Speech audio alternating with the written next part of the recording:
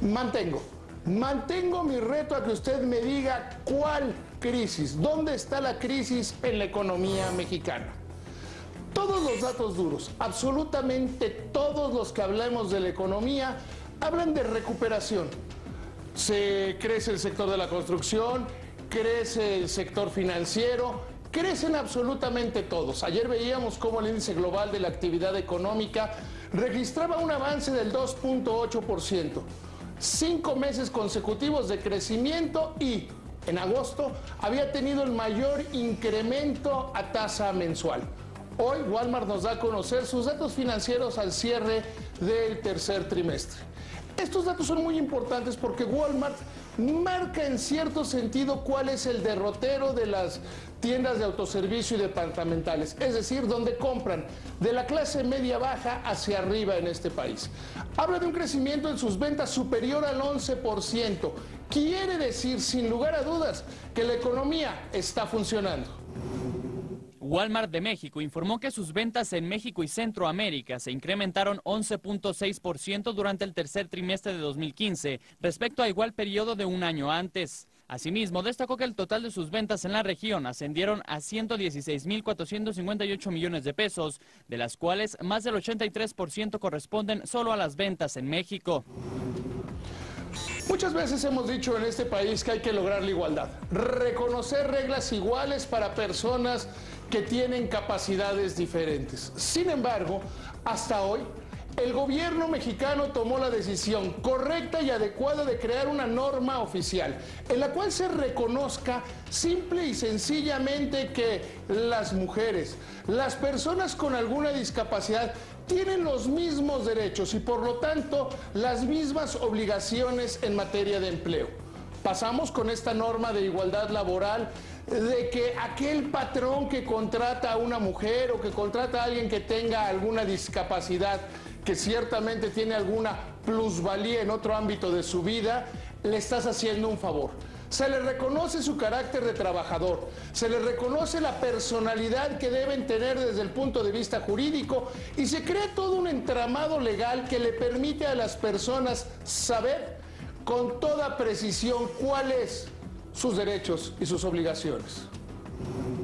Enrique Peña Nieto presentó la norma mexicana en igualdad laboral y no discriminación, que tiene como propósito homologar los salarios entre hombres y mujeres y proteger los derechos de las madres, promover la licencia de paternidad y flexibilizar los horarios de los trabajadores para que convivan con sus familias, basada en adoptar las mejores prácticas para tener una sociedad plena de derechos. Destacó que en la medida que los centros de trabajo se certifiquen, mejorará la inclusión y calidad de vida de los trabajadores.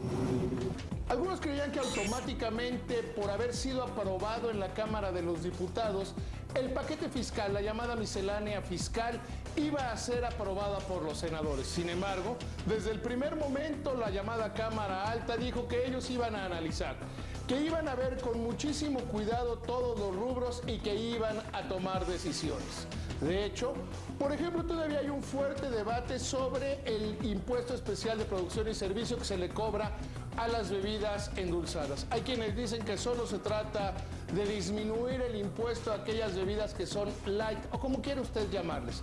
Sin embargo, esta coyuntura ha sido aprovechada por la iniciativa privada para presentar sus propuestas. El Pleno del Consejo Coordinador Empresarial ha establecido 7 líneas de acción concretas, puntuales, a través de los cuales comienzan a buscar influir en esta discusión. Ciertamente no fue como planteó el Partido de Acción Nacional o tampoco fue como ha planteado otros que se buscara cambiar las normas fiscales. Hoy lo que se buscan son ajustes en el margen.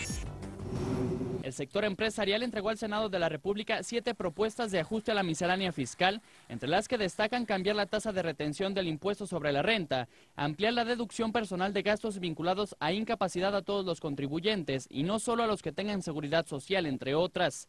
Los empresarios señalaron que quedaron temas pendientes, como la ampliación en la deductibilidad de los gastos en comida en restaurantes y gastos preoperativos del sector minero. Competitividad. Competitividad es la palabra clave de la economía mexicana. Hemos transitado en los últimos 20 años de las reformas estructurales, aquellas que nos permitieron primero abrirnos como economía, tener un banco central autónomo y comenzar a tomar acciones ortodoxas, que si bien no son las más populares, son las correctas, son las que le permiten al país crecer de una buena manera. Después, durante esta administración llegó el tiempo de las grandes transformaciones que ponen al consumidor por encima de las cosas. Sin embargo, nos falta el gran tema que es la productividad y la competitividad. De ahí que este informe del Doing Business sea muy importante para México, sea muy importante para la Secretaría de Hacienda. Por primera vez en mucho tiempo avanzamos en la facilidad para poner negocios, avanzamos en el terreno de cómo se hace mejor empresa, porque hay que recordar con claridad que es la empresa privada, la que genera bienestar y desarrollo para la mayoría de las personas.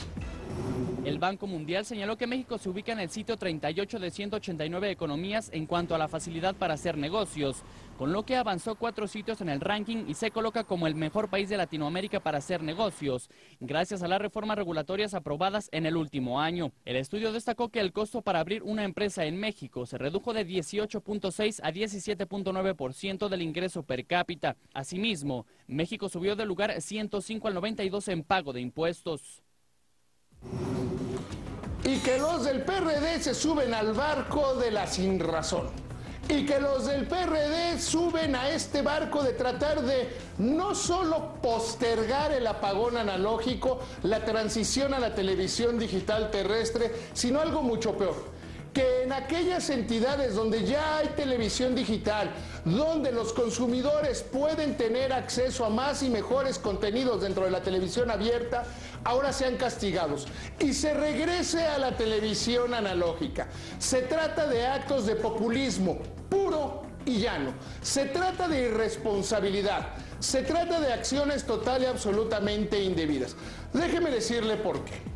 El apagón analógico fue planteado como parte de la reforma a las telecomunicaciones. Se estableció en la Constitución la fecha y se dijo en las reglas que sería cuando en una población la penetración de la televisión digital abierta superara el 90%. Postergar el apagón nos lleva a solo aplazar el problema 6 meses o 1 año. Lo que se tendría que hacer es que el gobierno le ponga más dinero de los contribuyentes para tener más receptores. El grupo parlamentario del PRD en la Cámara de Diputados emitió un punto de acuerdo para que el Instituto Federal de Telecomunicaciones restablezca la señal analógica en el municipio de Monterrey y la zona metropolitana de Nuevo León, debido a que 1 millón de personas se quedaron sin señal de televisión con el apagón del 24 de septiembre. Asimismo, piden dejar sin efectos el acuerdo que ordena la terminación de las transmisiones analógicas el próximo 29 de octubre en ciudades de Coahuila, Durango y Morelos. Dentro del comercio internacional o dentro de las cifras internacionales del país, hay 2 notas que hay que destacar. Por un lado, que disminuyen las exportaciones mexicanas, que hay una baja de prácticamente el 50%, 49% para ser específico, del valor de lo exportado. Esto tiene mucho que ver en materia de tipo de cambio. Tiene que ver con la dinámica nacional, no implica pérdida de competitividad, no implica crisis, no implica que México se haya salido de los principales mercados. De hecho, si vemos las exportaciones petroleras, encontramos que hay una suerte de solución, una suerte de buen camino. Sin embargo, hay otro dato que también debemos analizar. Por 7º mes consecutivo, las reservas internacionales de Banco de México han disminuido. Y hay quienes lo ven como un problema. Yo lo veo como una parte de la solución. Hay que recordar que la Comisión de Cambios integrada por la Secretaría de Hacienda y por el Banco de México tomó la decisión de tener un programa que se mantiene por lo menos hasta noviembre de disminuir las reservas. Entonces, que bajen quiere decir que se está cumpliendo cabalmente con lo que se había pensado. INEGI informó que en septiembre se registró un déficit comercial de 1.420 millones de dólares y un déficit acumulado de 10.521 millones de dólares en los primeros 9 meses del año. Las exportaciones totales disminuyeron 5.6% anual, mientras que las importaciones sumaron un monto similar al observado en septiembre de 2014. Por su parte, Banco de México informó que el saldo de las reservas internacionales es de 176.978 millones de dólares, debido a la reducción de 1.242 millones registrada la semana pasada. Hagamos una reflexión final. Cada vez vemos más absurdos populistas, más ridículos económicos. Vemos cómo hay un cierto sector de la población que le encanta decir mentiras, falsear la verdad, engañar, que confunden con mala intención el cambio de un IEPS variable a un IEPS fijo y dicen va a subir la gasolina, nos van a castigar a todos los mexicanos, cuando en realidad se trata de un beneficio absolutamente para todos. Usted, por favor, no se deje engañar. Gracias, que le vaya muy bien. Te invitamos a seguir cuestionando la información con los siguientes videos.